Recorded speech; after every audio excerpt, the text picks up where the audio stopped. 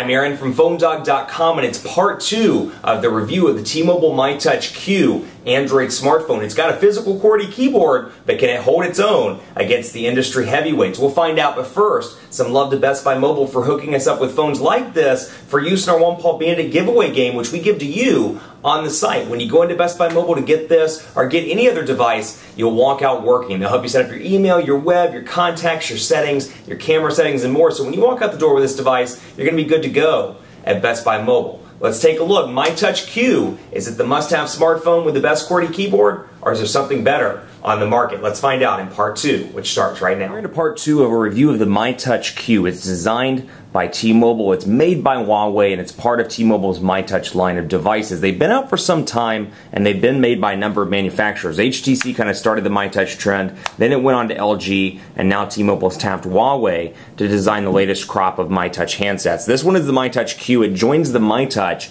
at T-Mobile retail stores as of today, August 8th, for $49.99 after rebate. So you're paying $100 up front, you're getting $50 back by mail, $49.99 after rebate. But my point, as I made in part 1, you look at this device, and sure, it's a decent mid-range device. You've got a 1.4 gigahertz single-core Snapdragon S2 processor. You've got a 4-inch WVGA display, a 5-megapixel camera with 720p HD video recording on this device. You've got a front-facing camera, and it's packing Android 2.3.6, also known as Gingerbread. We've got a 1,500 milliamp hour battery, so it's not a bad device by any means, and it's one of the few out there that's coming to market with a physical QWERTY keyboard. That said, you look at this in comparison to other devices that start out at $100. So you walk into T-Mobile, you pay $100 for this before the rebate, or you walk into AT&T, and for your $100 at AT&T, you can get the HTC One S, the Motorola Atrix HD, or even for $50, you can get the Nokia Lumia 900. In Verizon, for example, the Samsung Galaxy Nexus is free. You've got the Droid Razr that's been discounted,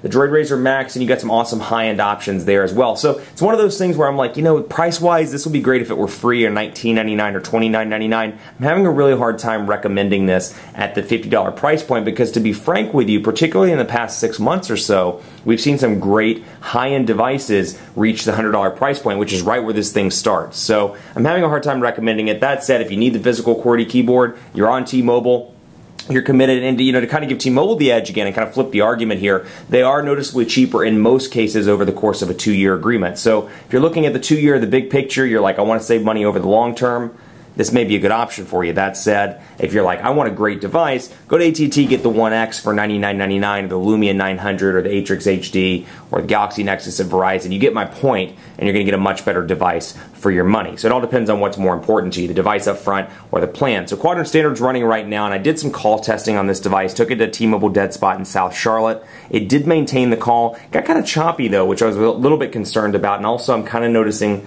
the battery is, I'm getting like 8 to 9 hours with moderate use with the 1,500 milliamp hour battery. Now, fortunately, it's removable, so if you have a spare battery, you can pop it in and take advantage of that. But that said, it's not the best battery in the world by any means, 8 to 9 hours. Quadrant Standard, take it with a grain of salt. It's never indicative of day-to-day performance, but you're getting a pretty low 1,990 right here on this device. Compare this to the One S, which I believe was just reduced to 149 on T-Mobile, and it gets about 5,000 on Quadrant Standard. So much faster device in day-to-day performance, thanks to the dual-core Snapdragon S4 processor. So keep that in mind. Speed test over here, we'll take a look at T-Mobile's HSPA Plus network. Their 4G continues to do well in most metro areas. I've been really impressed with their 4G, and we'll load this up and keep it on the Chester server so you can see what this looks like. Another point of contention I have with this device, the display is just a little bit small. 4-inch display, and this is coming, granted, I use the Galaxy S3 on a regular basis as my personal device. I've worked with the One X for months. These 4.7, 4.8 inch, it's kind of the borderline for a lot of people, but I still find it to be a pretty usable display. This one is noticeably smaller. Maybe that's something you want. Maybe you're migrating from an iPhone and you're like, this is the perfect size. In that case, this will be a good device for you. So I'm getting about 3.7 megabits per second. Again, keep in mind, it's 450. It's during rush hour right now in Charlotte, so those speeds aren't necessarily indicative of full network performance. That said, those are pretty respectable speeds, and I've seen this as fast as 10 to 12 megabits per second in the Charlotte metro area. Another thing I want to point out to you, the camera. You got a 5-megapixel shooter here. What I do like, though, is you get a physical camera button over here on the side. So let's bring over, let's see, what can we bring over? Bring over another phone. How about the Galaxy Note I have laying here? I was using this earlier. So come in here and take a look, and you see it auto focuses for me. I can press, And there's no half press on the camera button. Once you press, it automatically takes the picture. That said, let's see if we can get it to focus back in there. Not a bad picture by any means, considering the price point of the device. I've seen much better cameras on the market, but again, not terrible given the overall price point of the device, and the fact that it's 50 bucks after rebate. So you're going to get a decent picture, but again, definitely seen better. Atrix HD, 100 bucks, better camera. 1X, incredible camera on the 1X for 100 bucks on AT&T. Even the Galaxy Nexuses I would recommend higher due to the 1080p HD video recording and a slightly better image shot. But you got a camera flip button here where you can go to the front-facing shooter. You got your settings where you can change your white balance, your store location, picture size, and more. And then I can go to flash, and then I can go to the back, or excuse me, front back right there. And then of course, I apologize, this is shifting from video camera to still camera, as you can see there. Now I'm on the front-facing video camera. Let's go to regular camera. And that's going to stay on that device forever. Yep. And you can see right there a beautiful picture using the front-facing camera, which, take a look at that hair. Take a look at that her. And then over here again, we'll take a look at just a couple of applications. Email is still syncing, which is odd. That email's been in there for a while. Play Store. Let's take a look at the Play Store, and I'll show you what it looks like on this device as well. Again, taking a look at the 4-inch display on this device. And again, if you didn't get a chance to see part 1, go back and take a look at it. But here's what the keyboard looks like. It's a 4-row QWERTY keyboard with island keys, so plenty of room for large hands. I've been relatively impressed with the keyboard. I've definitely seen better options out there on the market. That said, you can't really go wrong for 50 bucks with this device. CMAS weather service announcements. So if you live in a place like Charlotte where you've gotten 12 of these this week, you will most likely get frustrated with it and turn it off like I did. But nice to have those, and nice to have those for free. So a couple of different options here. Monopoly Classic, you get your music hub, and then we can go down through here and take a look at some of the applications. I want to show you a couple of things. YouTube, just to show you how it looks on the device here with a 4-inch display. Again, T-Mobile's HSPA Plus, reasonably fast in this area, although like I said, in my office, number 1 isn't great for reception. Number 2, we're in rush hour right now. But here, just to give you an idea, is what YouTube looks like, and we'll load up Phone Dog. And that is clearly not spelled right. Phone Dog. Let's keep it right there. Phone Dog. And then red Samsung Galaxy S3. And so you can rotate to see what it looks like in full screen mode. So again, 4-inch display. Going to be a little bit small for some people. And then there is our intro and our Facebook graphic. It's hands-on time with another Samsung Galaxy.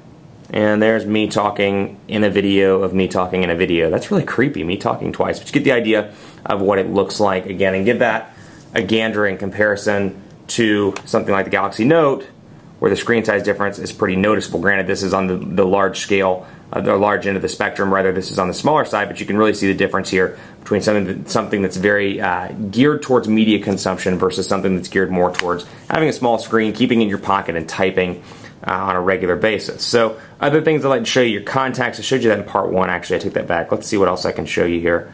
We'll go down through here. And I knew there was one other thing. I wanted to show you documents to go. That's what it was. Pre-installed on this device. You got next. We're going to accept those. And we're going to do that later. We're going to register later. And you can see Google Docs. I can take a look at local files, desktop files, but I can access PowerPoint documents, Excel documents, Microsoft Word documents, PDFs, and more using Documents to Go, which is pre-installed. So I can see this being a great, robust device for somebody that is on the go, perhaps a road warrior. While the battery life may not be the best in the world, you've got Documents to Go and a couple of different choices on here, like a physical QWERTY keyboard that makes it very easy to type documents, edit, and kind of read those on the go. Though that said, the screen is a little bit small. So all in all, it's not a bad device by any means. I really like the way it looks. It's definitely a durable device. It has a nice feel to it. I'm really impressed with the build quality. Huawei's really done a good job when it comes to the build. So on that front, it's a good looking device. It's got a nice feel to it. It doesn't feel cheap to me. The hinge, when you pull out the keyboard, feels good. Got a nice play to it, and it's got a nice click that snaps into place when you get it up there at the top. Now that said, again, 50 bucks after rebates, I could see this device being cheaper and perhaps it's selling a little bit better. At 50 bucks, I really just don't see why you would buy this unless you just absolutely needed the QWERTY keyboard in comparison to some other devices on competing carriers. Take a look. If you got 50 bucks or 100 bucks, you're not tied to T-Mobile, you're okay going with another carrier, take a look at some of the other devices on the market, or even take a look at some of the third-party retailers like Amazon, Wirefly, and more, and maybe see if you can get like a One S or something like that on T-Mobile, or maybe an older Amaze 4G, which even in that case would be better spec-wise in this device for a little bit cheaper. Perhaps you can find one that's even cheaper than the myTouch Q in T-Mobile retail stores. That would be my recommendation. Keep it locked on PhoneDog.com for continuing coverage of this device, the myTouch, and more on PhoneDog.com. Be sure to like us on Facebook, Facebook.com/PhoneDog. If you went out and bought this device today, I'd love to hear from you. Let me know personally on Twitter at PhoneDog_Aaron and on Facebook at my page, Facebook.com/PhoneDogAB. Perhaps you love it. Perhaps you really like Gingerbread. You're not a fan of ice cream sandwich, or perhaps you needed the physical QWERTY keyboard and you like the way it feels in the hand. Perhaps it's a perfect size for you. Let me know, PhoneDog_Aaron, and be sure to cast your vote for your favorite phone in PhoneDog's official smartphone rankings at PhoneDog.com/rankings. I'm Aaron from PhoneDog.com. Keep it locked because there's more coverage coming on this little QWERTY device on the site. We'll see you next time.